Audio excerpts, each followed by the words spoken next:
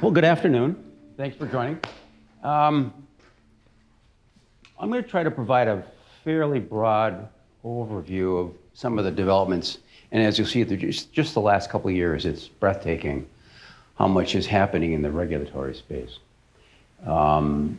It's impossible to get into each and every one of them, but I'm hoping that the level of attention that's being paid right now throughout the globe, and in particular the EU and the US, will give you some insight into some of the challenges that we all will face as AI continues to develop and the regulators continue to regulate. I will try to provide some reasonable, practical tips after we set the stage. So when you're in what unquestionably are uncharted waters right now, you'll have some compass, huh?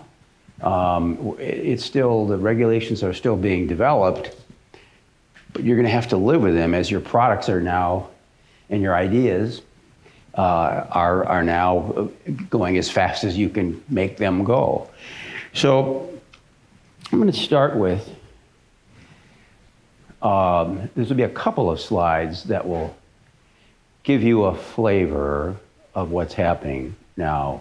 And we're going to start with the EU, and this is actually the precise title of their proposed directive, which is laying down harmonized rules on artificial intelligence. It was promulgated April 21st of last year, about 6 days ago.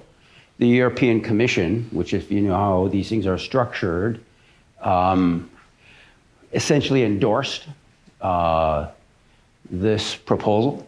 There is some level of detail to it. It's not finalized, but we will give you, I think, the big picture and some very specific things to consider. But I also wanted to let you know what's going on here in the US. And you can read for yourself. I won't spend a lot of time parroting these, but the first two you can see, these are literally acts of Congress, right? So Congress is getting into the act. And what Congress recognizes is they don't really know enough to do much themselves, so they direct NIST in the one hand and the Department of Commerce on the other